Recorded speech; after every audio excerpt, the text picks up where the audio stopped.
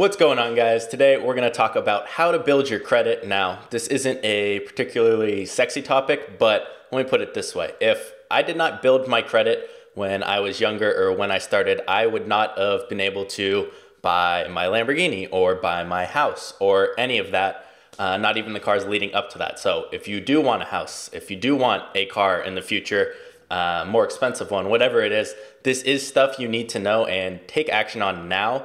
And a lot of people don't know this, schools don't teach this, so I figured I would try and help you guys out here because a lot of my friends don't know this stuff, and if your parents don't really teach you, no one's going to teach you unless you teach yourself this. So my parents taught me some of this, I went and taught myself more, and now this is kind of what I do. So real quickly, I want to break down kind of the factors in credit, and then I'll tell you whether if you're younger and you have no credit, what steps you can take, what you need to do, and why. So let's get into this. So first thing, really quick, credit score is based on a scale of, I believe it's 300 to 850, 850 being the highest and the best. And you can see the breakdown here. Anything 700 and higher is good. 750 up is the best you can kind of get. And that's really for rate-wise, so your interest rate. So if you're gonna take out a loan, maybe you get 2% on a car loan if you're in the excellent, but then you get 3 if you're in the good range. So the reason you need to start building your credit, because if you have none, you won't get approved for really any loans, whether it's a student loan, if it's a car loan. Perfect example, my friend bought everything in cash, tried to get a loan for $8,000 and couldn't do it, even showing the income and everything that was good, because he has no credit. He bought everything in cash in the past, and that is why you need to start building it, even if it's credit cards and other things. So the main factors that really impact your credit. So the biggest one by far is payment history. Now, right next to all the factors, I put how much of an impact. So payment history is about 35% or a third of your credit score. So if I have a credit card and I make a late payment, that's gonna hurt my credit score a lot. It's the biggest factor in a credit score. Now, next is derogatory marks. So did you go bankrupt? Did you go into foreclosure? Things along those lines. Most of you won't have that, especially if you're younger. Credit usage. So if you do have a credit card, how much are you using of your limit? If you have a $1,000 limit on your credit card and you're using $500 of that, you're using 50%. Even if you pay it off and it's on time, generally you want your credit usage to be under 30%. So if I have a credit card and my limit's $2,000, I don't want to be spending more than $600 a month on that credit card. So those are the high impact factors. Now next are the medium ones, which are credit age and how many accounts you have open. So credit age, just like what it sounds, how long have you had that credit? So maybe I've had a student loan for 3 years. Maybe I've had a credit card for 2 months. So how long you've had those accounts, the longer the better, will impact your score. Now, it's not a huge impact, and obviously that's something that just takes time. So that's why you need to start as soon as possible. Next, how many accounts do you have open? Now, they actually like to see more up to a certain extent. They want to see 10 plus, and I'll show you guys a little chart in a second, but they want you to have multiple accounts open, different types of credit. So they want to see, okay, he has an auto loan, he has revolving credit, which would be something like a credit card, and that you've paid those off and you have experience with those types. So if you just have one account, you are a bigger risk to them. They don't know if you can handle this type of credit or you've only handled a small credit card before. So they want to see more to a certain extent. Now, lastly is the low impact things, which are smaller amounts, but first being amount owed or how much debt you're actually in. So if you have a house, a car, a credit card, and you've borrowing money and you're borrowing 500,000, they want to see that amount be going down and not as high. Now that's not going to hurt you a lot if you're carrying a higher amount, especially if you have a higher income and you are making the payments and everything else.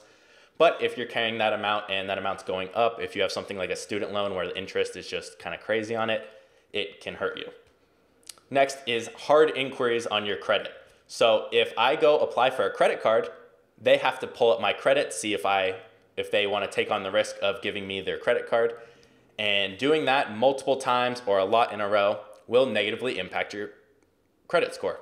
So if I go apply for a car loan and I'm having trouble getting it, and I go talk to the bank, I talk to the dealership, I talk to a credit union, that they're pulling from multiple sources. So it's a lot of hard inquiries. So just pulling my credit, seeing what it is, and looking at my credit history, it negatively impacts your account. So you want to make sure you're not having a lot of hard inquiries. Now, there are certain things that count as kind of soft inquiries, and those don't stay on there. And lastly, the types of credit. That's kind of what I was saying before with what experience do you have with, like, is it auto loans, credit cards, mortgage? They want to see you have a good credit mix. Now, what are some things you should do and you shouldn't do? And then we'll talk about what action steps you can go and actually do right now. So don't apply for multiple accounts at the same time, especially if you're brand new in the credit space, if you have very little credit or you just started building your credit.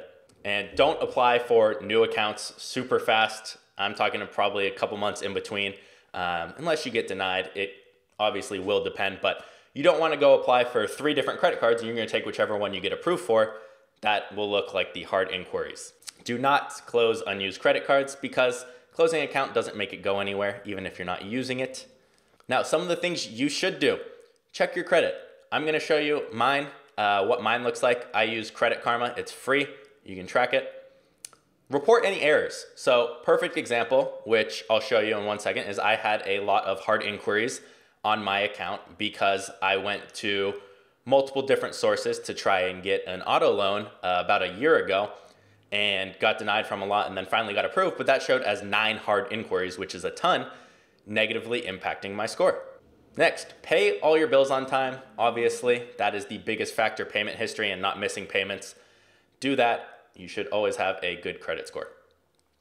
Shop the rates. So if you're going to look for a loan for a car and they give you 6%, go shop around. There's a lot of places you can borrow money from and see what kind of rates you could get with your credit score, your history, and what the amount is.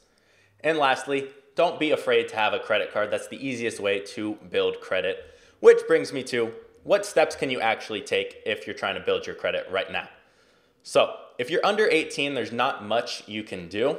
The only real thing I know of that you can do is to become an authorized user on a parent's credit card. Now, you don't have to be 18, and if your parents don't feel comfortable doing this, tell them, look, I don't have control of the account as all. I can use the card, but you have control to take me off whenever if I misuse it, and it helps me build my credit. So that is something you should be doing from 14 if possible, or younger, whenever your parents think you're responsible enough for a card. But that is actually pretty much the only way to build credit if you're under 18. If you have no credit, or if you have no credit, bad credit, or are just have a little bit of credit, it's kind of the same strategy for growing, which is why I just kind of lumped everything else in under everyone else. So first thing, if you have none and you can't even get a credit card, most people can, still become an authorized user on your parents' card if they'll allow you.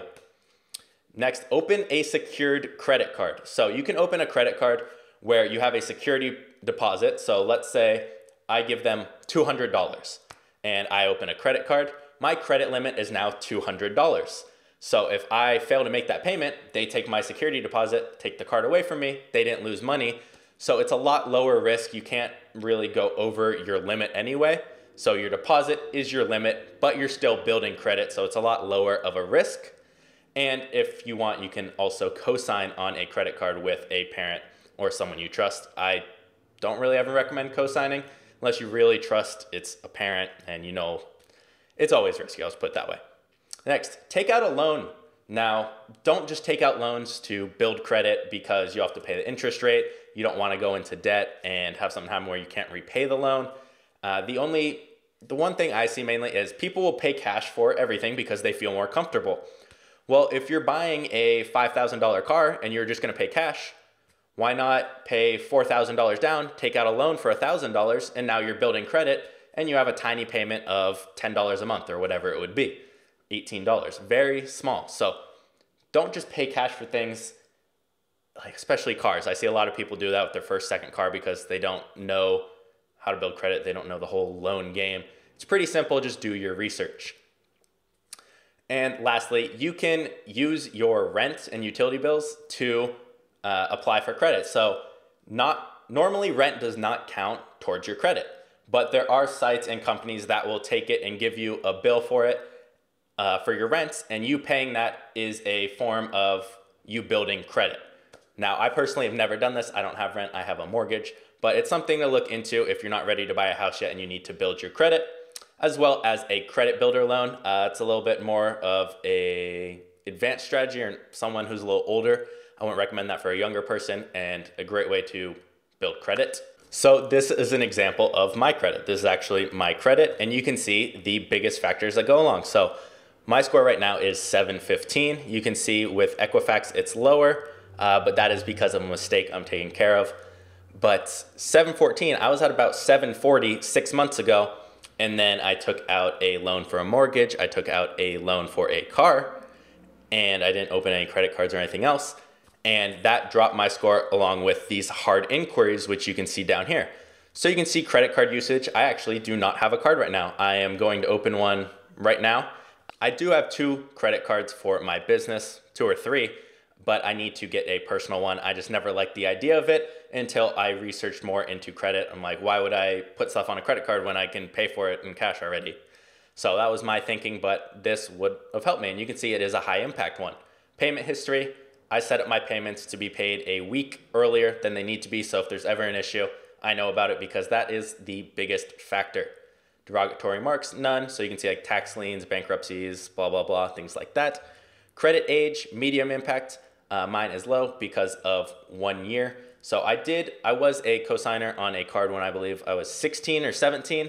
And that's when I started building my credit. My parents made me an authorized user, not a cosigner, an authorized user. And then at 18, I did open my own credit card, but it was a credit debit, which was a mistake. And from there, I believe I was 19 when I had my first car loan, and it was very difficult. I had a 10% interest rate, and it was for $30,000 loan on a car. Now, after that one, I moved up cars. So that car was a Corvette Stingray. It was a $45,000 car. I put $15,000 down. And keep in mind, my income at the time was pretty high. It was $15,000 right there. So I had great income, and I was like, well, why can't I buy this car? I can afford it. I can pay off the loan in 2 months if I needed to, but it was all due to the credit.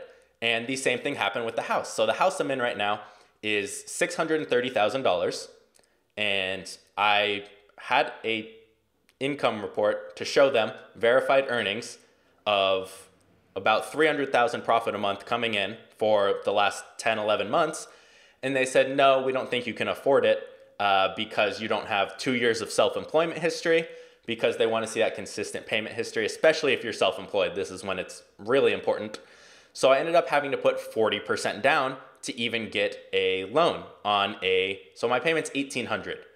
And that's insanely low for a house of this value, but it sucks how much credit makes an impact with things like that, even if you have the money and other things. So that's why this is so important.